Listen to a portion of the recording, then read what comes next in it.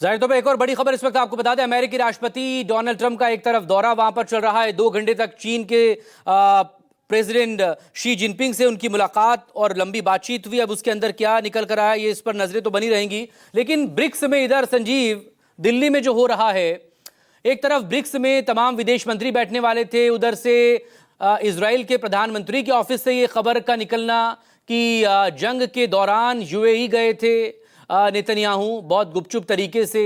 इससे ईरान बहुत गुस्साया हुआ है और ये सब सवाल भी उस वक्त पूछ रहे थे कि लगातार यूएई पर इतने अटैक्स क्यों हो रहे हैं बहरीन के बाद।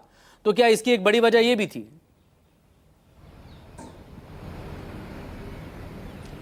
देखिए, यूएई ने एक अलग लाइन अख्तियार करने की कोशिश की है हाल के दिनों में, जब से वो ओपेक से बाहर आया है।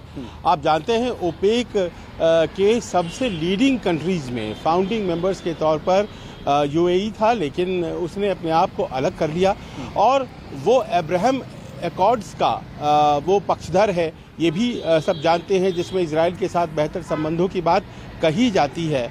लेकिन कहीं कोई जल्दीबाजी हो रही है क्या, जो कि इजराइल के प्रधानमंत्री ने ये बात कह दी? क्योंकि इजराइल के प्रधानमंत्री ने जो बात कही उसके डिनायल में कुछ घंटे लगे, यानी कि जो हमले हो रहे थे ईरान की तरफ से यूएई पर, उसकी रक्षा में उन्हें मदद इजराइल से मिली थी, ये खबरें तो आ गई थी। लेकिन खुद वहाँ पर प्रधानमंत्री गए थे, ये खबर प्रधानमंत्री नेतन्याहू के दफ्तर से ही आई, लेकिन बाद में उसे डिनाई भी कर दिया गया है। एक ऐसी बात है जो कि इस वक्त, जबकि यूएई के प्रतिनिधि दिल्ली में हैं, उस वक्त ये खबर आई है। आप जानते हैं आज की तारीख में अगर ये बैठक हो रही है तो यूएई क्या पोजीशन लेगा? वो ईरान के खिलाफ पोजीशन लेगा। ईरान का ये कहना है कि यूएई ने उन पर हमले किए हैं। यूएई का और सऊदी अरेबिया का कहना है कि ईरान ने बेवजह उन पर हमला किया है, उनकी लड़ाई तो इजराइल और अमेरिका से थी। ऐसे में इस बात का सामने आना कहीं ना कहीं पूरे माहौल को कंफ्यूज करने वाली बात हो जाती है। लेकिन ये ज़रूर है कि यूएई अपने आप को एक अलग तरीके से पोजीशन करना चाहता है।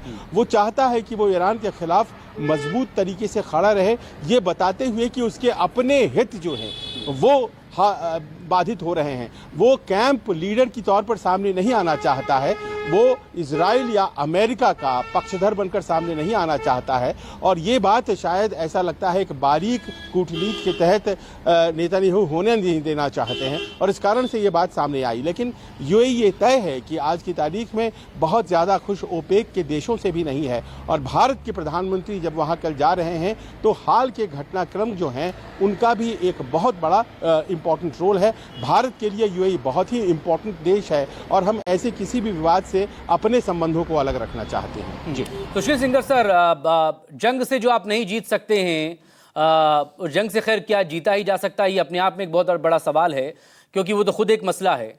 लेकिन डायलॉग और डिप्लोमेसी से ही तमाम चीज़ों को आप दुरुस्त कर सकते हैं या बेहतर बना सकते हैं। ये सबको पता है किस तरह की राइवलरी और किस तरह का टैरिफ से लेकर बहुत सालों या सदियों पुरानी दुश्मनी चीन और अमेरिका की रही है। लेकिन आज जब जरूरत थी अमेरिका को, तो अपने तमाम टॉप कंपनीज के सीईओ को लेकर अमेरिकी राष्ट्रपति डोनाल्ड ट्रंप कहां पहुंचे? चीन के पास पहुंचे। ये किस तरह का मैसेज देने की कोशिश है? और क्या यहीं से ईरान के मसले का हल भी निकलेगा?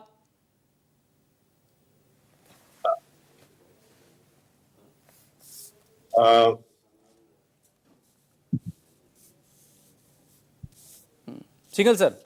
हाँ, देखिए, बात यह है कि ये बड़ा इंटरेस्टिंग है कि प्रेसिडेंट ट्रम्प खुद पब्लिकली बोल रहे हैं चीन जाने से पहले कि हमें चीन की कोई मदद नहीं चाहिए, ईरान की समस्या को हल करने के लिए हम कैपेबल हैं। लेकिन साइड बाय साइड उनके फॉरेन मिनिस्टर बोल रहे हैं कि जो है सेक्रेटरी स्टेट ने स्टेटमेंट दे रहे हैं वैसी जहाज से कि चीन को ईरान पर कंट्रोल करना चाहिए, उन्हें जो स्टेट ऑफ हॉर्मुज़ को खोलना चाहिए। तो ये एक बड़ा अजीब सा तरीका नजर आ रहा है। लेकिन ये बहुत साफ बात है, जब प्रेसिडेंट ट्रंप विजिट कर रहे हैं चीन, तो West Asia, Strait of Hormuz prominently उसमें थे, उसके बारे में बातचीत कर रहे हैं। और जहां तक प्रेसिडेंट ट्रंप का और के अंदर की दौरान की जब प्रेसिडेंट ट्रंप 2.0 की बात है, उनका संबंध चीन से किस तरह से उन्होंने बिहेव किया है हम सबको मालूम है कि उन्होंने पूरी पहले कोशिश की, ब्रिंकमैनशिप की कि भाई 250% तक उन्होंने उन पर टैरिफ लगाया। फिर जब चीन ने रिएक्ट किया और यूएस को रियलाइज हुआ कि बहुत वल्नरेबल है तो वो काम डाउन हो गए, और उसके बाद उन्होंने पीछे मीटिंग भी की, उसमें जो है उन्होंने उसको बाद में उन्होंने कहा कि अब वो कह रहे हैं कि भाई चीन सबसे बड़ा दोस्त है। प्रेसिडेंट ट्रंप ने जो स्टेटमेंट दिया, ओपनिंग स्टेटमेंट दिया, उसमें उन्होंने कहा है कि मेरे प्रेसिडेंट सी से बहुत क्लोज संबंध हैं, बहुत क्लोज दोस्त हैं। और जब दूसरी तरफ हम प्रेसिडेंट सी की स्टेटमेंट देख, उनकी बड़ी ही रेस्ट्रेंट स्टेटमेंट थी और साथ में उन्होंने वार्निंग भी दी।